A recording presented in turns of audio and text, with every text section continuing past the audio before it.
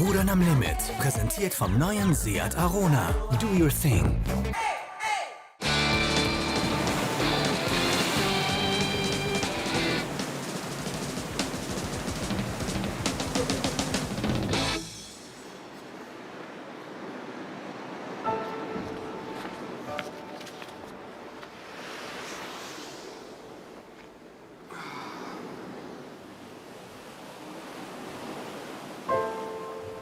Ich meine, die Leute kommen jetzt und finden, wow, riesige Leistung, krass, was sie gemacht haben. Und ich kann das völlig nachvollziehen. Aber das Ding ist, wir sind nicht in einmal über den Atlantik gerudert. Das ist nicht so wie die grosse Menge von die 2'500 Seemeilen in einem Schlag. Sondern es ist immer im Moment, man hat gerudert und gerudert und gerudert und gerudert und immer im Moment. Und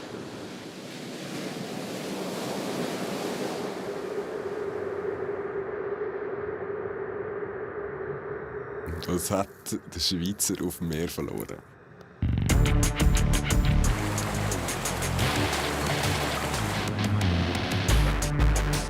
Ja, eigentlich haben wir dort draussen nichts verloren, weil es gibt ja eigentlich nichts gross zu machen dort.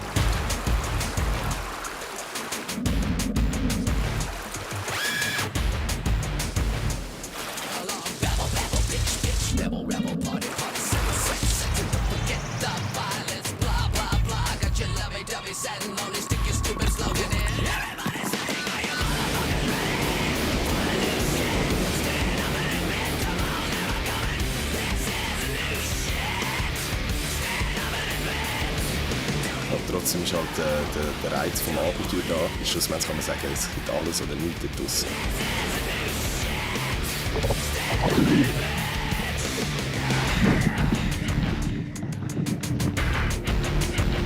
Wir rudern von La Gomera, also der Kanarischen Inseln, bis nach Antigua über, also in die Karibik.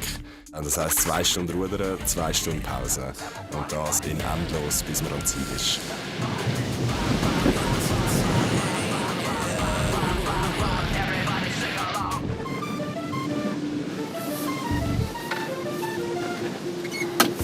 Luca, kannst du mich durchlassen? Ganz wichtig. Einklinken. So, das Meer, das Sea. You can see the sea all around. Wunderschön. Kann man sich nie satt sehen? Nein, das ist eine Lüge. 2 Tage haben wir die Nase voll davon. Aber ja, da sind wir. Das ist etwas vom Geilsten, was ich schon lange gemacht habe. Oh, bist du aufs Bett gelegen, Luca? Nein, noch nicht. Das ist verdammt geil. Das ist absolut insane, ja? Oh, shit. Leck du mir, ist das geil. Es ist so alles noch wackelig.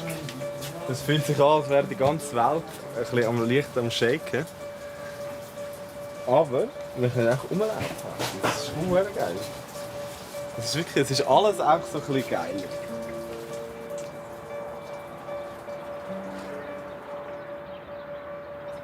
Das Härteste dabei. Du kannst dir nach Tag 7, 8 kannst dir nicht vorstellen, dass irgendwann das Ende da ist. Das Ende da kommt dir völlig surreal vor und mega weit weg, in einer mega Ferne und am besten denkst du gar nicht daran, weil es macht dich fertig, weil du realisierst, es ist noch verdammt weit weg. Und dann musst du echt den Gedanken abschalten, dass es überhaupt irgendwann ein Ende gibt und das ist jetzt echt dein Leben.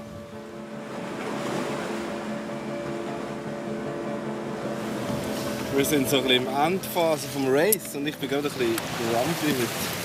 Ich bin ein bisschen genervt. Und zwar, weil es halt einfach, also mir reicht den Arsch auf. Und ich fände es schon noch geil zu gewinnen. Das nervt mich ein bisschen, weil wir eigentlich sehen, eigentlich sind wir das schnellste Boot. Wenn sie die 18 Stunden nicht verloren hätten, dann mit ihrer Panne, mit dem Steuerruder. Also 14 bis 18 Stunden haben sie nicht rudern. Die wären ja viel weiter vorne. Es ist ja unglaublich, dass sie wieder aufgeholt haben. Es ist das Abenteuer, es ist Action, man wird ein bisschen mit Angst konfrontiert und so weiter. Aber primär ist es einfach ein fucking Grind. Fucking Arschtrick! Also wenn ihr einen Titel wollt, wo irgendwie ein bisschen Ja, das umfasst, dann ist es das. Oder ein deutsches Äquivalent. Ah, das war der riesen Artikel im Blick. Da, ja. Die Überschrift 4800 Kilometer rudern, tierreich, das hat der Yves gesagt. Für die Weihnacht, ja, da ist der Yves drauf.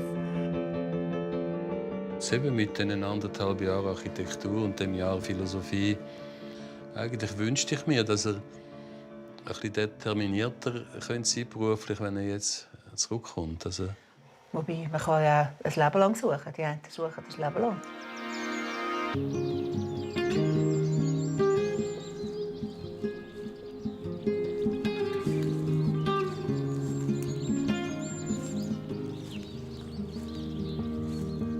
To see the whole thing isn't opening, a glimpse into the world you try to hide, and you won't think it's happening. Ich muss sagen, vor 1,5 Jahren, einem Jahr, hatte ich so eine depressive Phase, die sich so ein bisschen angestaut hat. Und es war keine einfache Zeit. Aber die Challenge hat mir doch so ein bisschen Ausrichtung gegeben. Also insofern, als dass es mir etwas gibt, wo ich mich darauf freuen konnte, wo ich dahinter stehen konnte und wo irgendwie etwas Schönes war, wo ich mich darauf zuarbeiten konnte. Und das hat mir eine Tagesstruktur gegeben und das hat mir auf jeden Fall geholfen, so mitgeholfen, aus dem rauszukommen. Und mich wieder für eine bessere Bahn zu bringen.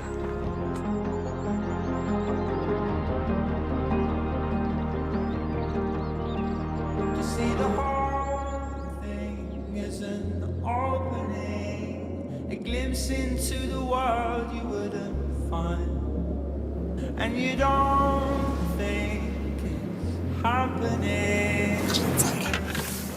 Zeigen, der Sonnenaufgang. Wow, wunderschön. Para! So, Ade.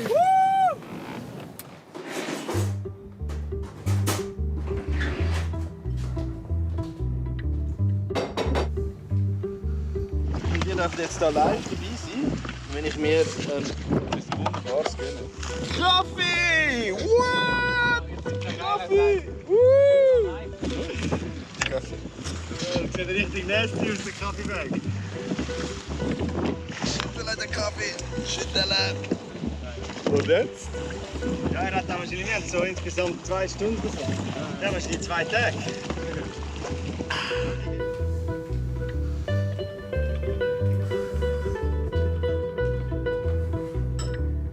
So macht man das. Das ist doch irgendwie gesponnen. Das hat doch keinen Sinn. Man rudert über den Atlantik in einem kleinen Ruderboot. Das ist eigentlich ein völlig sinnloses Unterfangen. Aber ich finde irgendwie die Frage so ein bisschen überflüssig, weil ja, wenn es sich für einen selber richtig anfühlt, das zu machen, wieso soll man es nicht machen?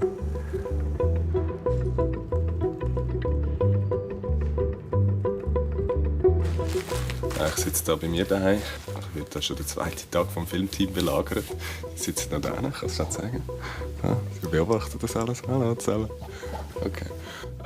Ja, ich meine, jetzt vorne gerade ein bisschen über Star Wars gequasselt. Und wie sich herausstellt, bin ich ein Star Wars-Fan.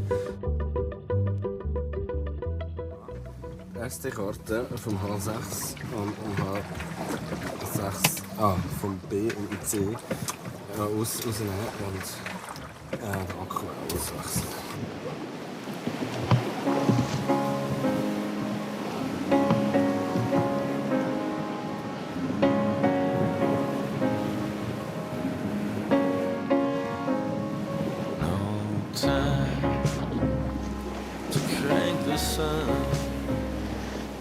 Dry our hair before we go.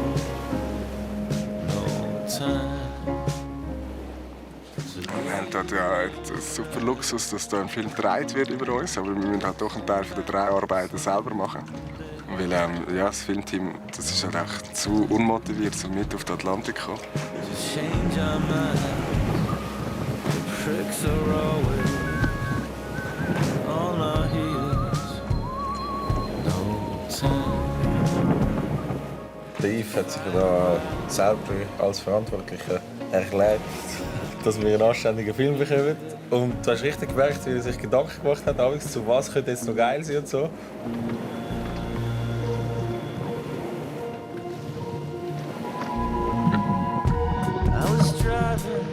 Ich bin am Filmen! Juanito! Das habe ich auch noch auf einer Aufnahme. Eine Slow-Mo-Aufnahme von so einem Vogel, der für uns Kunststücke macht. Es ist ein bisschen gesurft in den Dingen, im Wind und ist einfach so geil rumgesegelt und dann ist er wieder runter und echt so ein bisschen ums Bottom. Und dann ist auch, ich habe das Gefühl, der ist einfach gekommen und hat einfach ein bisschen eine Show abgeliefert. Und wir haben ihn verdammt angeführt, weil er so geil rumgeflogen ist.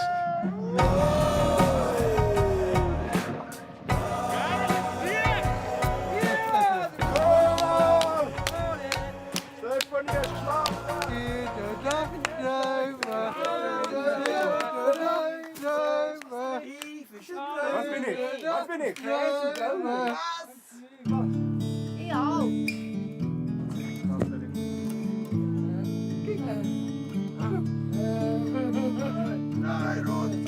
Ja, nach dem zweiten Studiumabbruch habe ich eine Zeit lang nicht genau gewusst, was machen. Und über Umwege bin ich nachher zu diesem Job in diesem Heim gekommen, schlussendlich.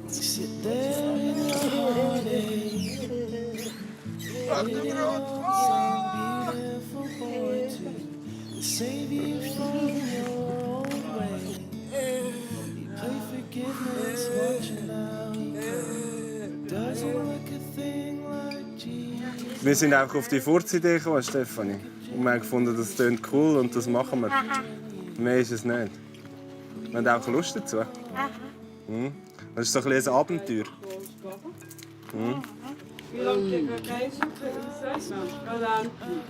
Der Atlantik? Also wenn alles gut geht, haben wir wahrscheinlich ungefähr 40 Tage. Plus, minus. Kann aber auch 50 gehen, vielleicht sind wir auch mega schnell und sind in 35 Tagen dort. Ja, ganz schnell. Ja, ich hoffe es auch.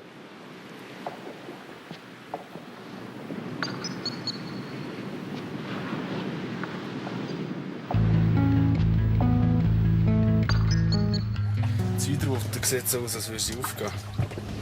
Holen dann die Wand, der Oarsman langsam, aber stetig auf.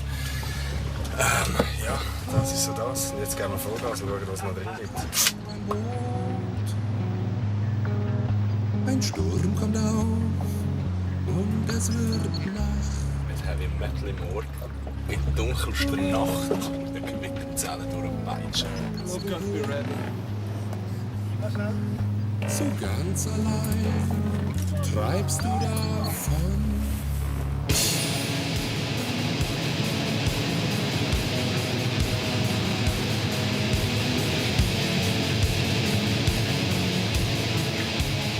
Das ist auch mega episch.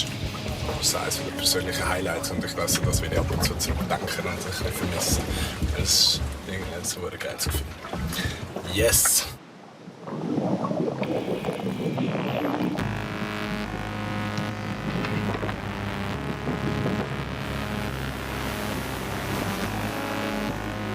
Motivieren! 1060 Mal. Wie ist es ein Genuss? Kann man auf den Sack Jeden Tag sind wir am Durchpreschen und haben uns gegenseitig versucht zu motivieren und Ziel vor Augen behalten und einfach so schnell auf der anderen Seite anzukommen, wie wir können. Luca, kannst du noch den Bizeps anspannen für die Zuschauer? Sind wir noch nicht gesehen? Der Luca sieht richtig gut aus mit Bart, oder? Sind ihr einverstanden?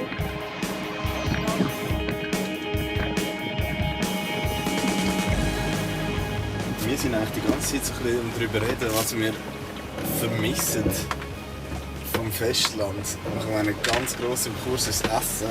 Und bei mir ist noch, was mich mega freut, ist, wir können Star Wars schauen in Antigua. Das ist etwas vom Ersten, was ich mache, wenn ich dort ankomme. Und etwas anderes, was natürlich noch ist, ich freue mich mega darauf, wieder ein bisschen zu zeichnen. Ich habe mir das eigentlich wunderschön eingerichtet. Aber keine Chance zum Zeichnen. Das ist zu wackelig.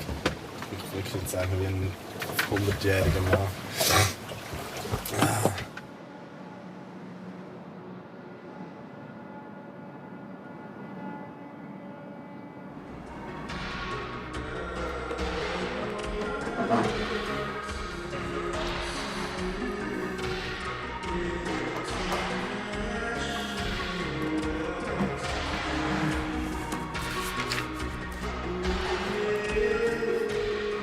paar Wochen beim Arbeiten. Ich bin am Fahren mit so Bewohnern von unserem Wohnheim hinein. Und es ist echt gute Stimmung im Auto. Und dann haben wir auch einfach gerade so eine Welle von Glück überdingselt, dass mir fast so ein bisschen Tränen rausgekommen ist. Es hat sich dann einfach alles gerade richtig angefühlt. Es muss gar nicht irgendwie immer so ein riesiges Ding sein, sondern es ist einfach, ja, so prinzipiell das Leben ist gut und es ist schön. Und in dem Moment, wo man das sieht, ich finde das eigentlich die schönste. So.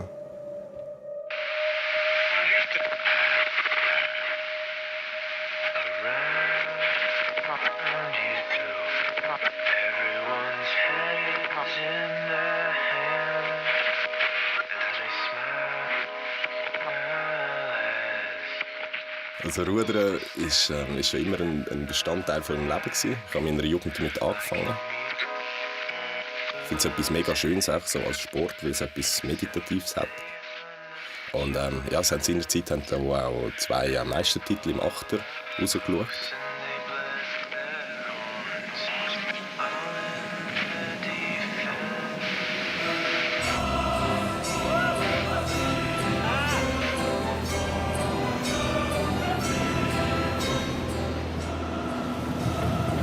Yves, bist du ready fürs Gewitter? Der hofft natürlich schon, dass wir in ein Gewitter kommen, weil er es einfach geil findet.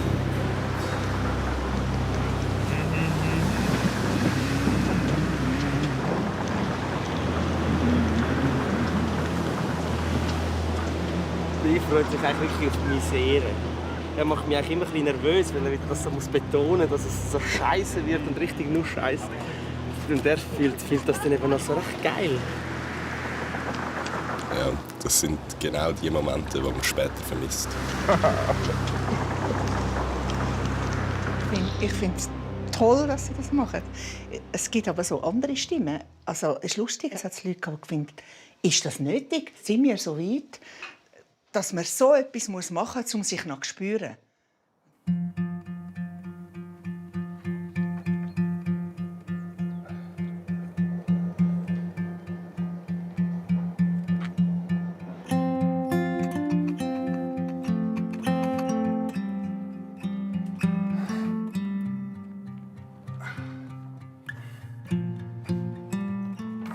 Also ich glaube, ich würde völlig eingehen bei einem normalen Bürojob, wo ich jeden Tag wirklich immer das Gleiche habe. Und das ist vielleicht genau so das, was wir suchen in dieser Herausforderung. So ein bisschen die Extreme auszutesten.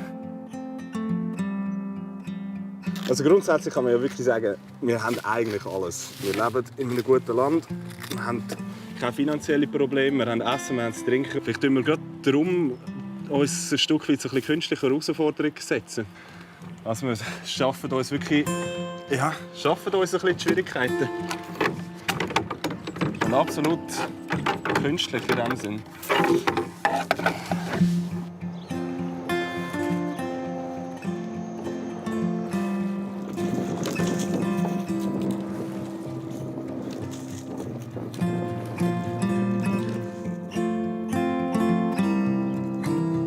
Die letzten Tage war so ein bisschen im Loch. Zum einen, weil sie so ein bisschen die Nachrichten bekommen haben, dass wir irgendwie mega schnell sind und auf Aufholkurs der Horseman gegenüber. Und dann haben wir irgendwie so ein bisschen Hoffnung gehabt, dass wir jetzt vielleicht doch noch einen ersten Platz für den Fahrer. Und jetzt stellt sich heraus, dass es doch recht knapp wird. Es ist dann irgendwie langsam klar geworden, dass mit dieser Pace, dass man sich nicht mehr auf den ersten Platz schafft, dass man dann noch ein paar Wochen mehr braucht, um wirklich aufholen.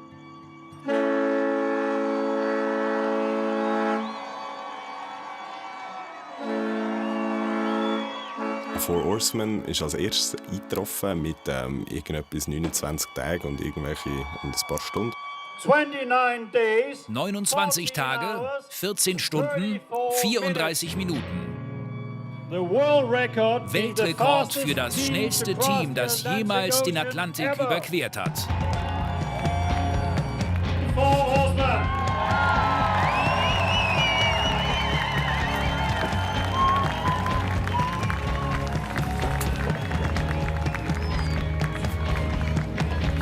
Happy I was invited.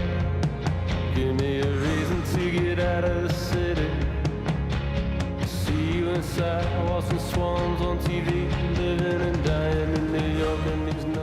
Dass wenn der Vorfall nicht gewesen wäre, dass es die Möglichkeit bestanden hätte, dass wir wirklich um den ersten Platz da mitgefahren wären.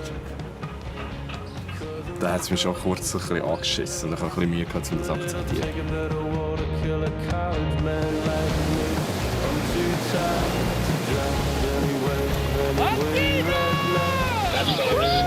We're around 20 nautical miles out of English Harbor. Do you see us on your AIS system? Over. Es wird immer grösser. Jetzt sind wir da. Und dann gibt es Burger und Bier. Und ein kaltes Cola. Ja! Aber jetzt mittlerweile ist es eigentlich voll okay. Das gehört irgendwie auch zu diesem Rennen. Das gehört irgendwie auch dazu, dass es halt effektiv auch so ein bisschen Komponenten gibt, die du nicht kontrollieren kannst.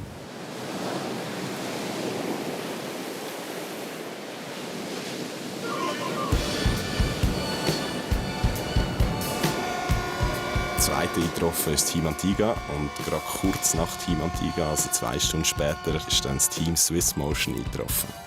Das sind natürlich wir.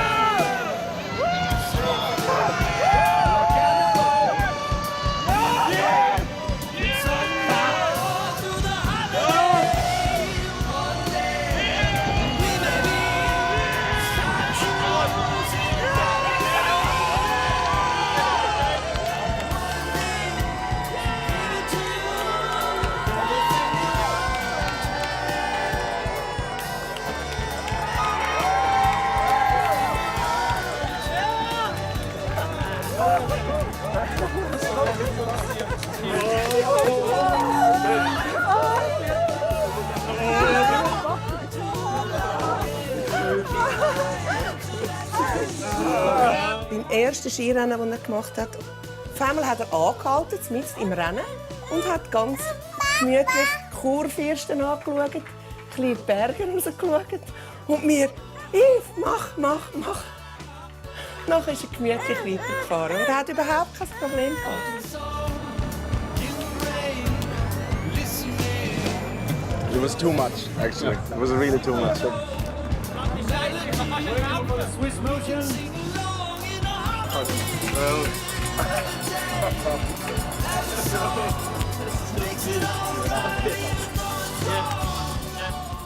Aber ich habe das Gefühl, wenn man sich dann mal für etwas entscheidet, dann muss man halt einfach irgendwann wirklich auch dranbleiben.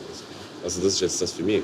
Wenn meine nächste Entscheidung oder der nächste Weg, den ich einschlage, kann ich effektiv auch vor dran zu bleiben und will versucht sein, eben nicht gross darüber nachzuhirnen, wie lange es mich auf diesem Weg irgendwie behaltet und wie viel Arbeit ich jetzt dort reinstecken muss, um irgendwie einigermaßen an einem Punkt zu landen, wo ich irgendwie zufrieden bin oder nicht zufrieden bin.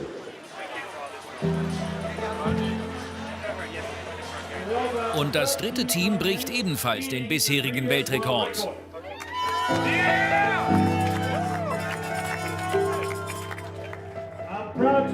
Ich bin stolz, euch die ersten 4 Schweizer vorzustellen, die je einen Ozean überquert haben. Swiss Motion.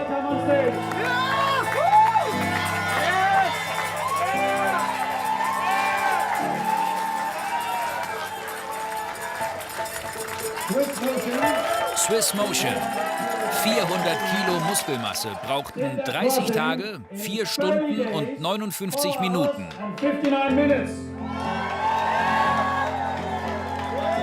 Ein großes Hip Hip Hurra für sie.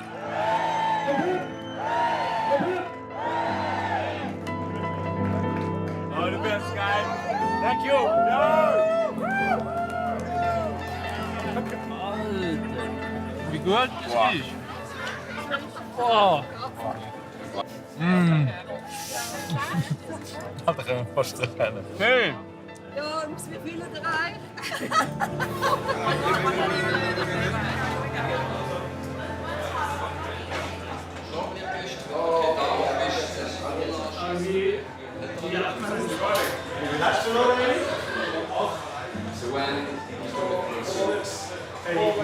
You're Für diese 15 Minuten seid ihr nun berühmter als Roger Federer. Only for these 15 minutes? I did this and that's all I got. Can't believe it.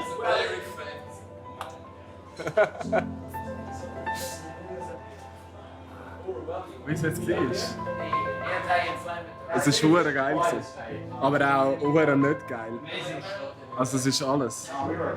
So zwischen deinen Scheiße und alles tut dir weh und du musst auch rudern. Und dein Arsch tut dir weh und du hast irgendwie, merkst eine Entzündung und deine Oberschenkel fühlen sich an, als würden sie sich selber auffressen. Und nachher geht es dann plötzlich 2 Schichten später geht's dann wieder gut und du findest es verdammt geil und bist im Pushen. Das mal down. So, ich habe wirklich so, dass ich das alle machen und vor der Challenge und nach während der Challenge.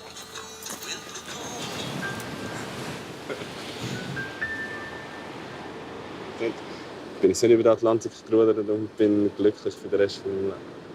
Es wird wahrscheinlich auf und ab gehen. Das ist völlig okay. Und ich habe das Gefühl, wenn man das nicht gross kümmert, dass es auf und ab geht, dann schlägt es auch nicht mehr so weit aus. Also das ist so ein bisschen die Erfahrung von dort draussen. Es ist sicher eine Hoffnung, dass sich das effektiv auch eingebrannt hat und es so ein bisschen bleibt. Ja. Aber eben, es sind Life is a Wave.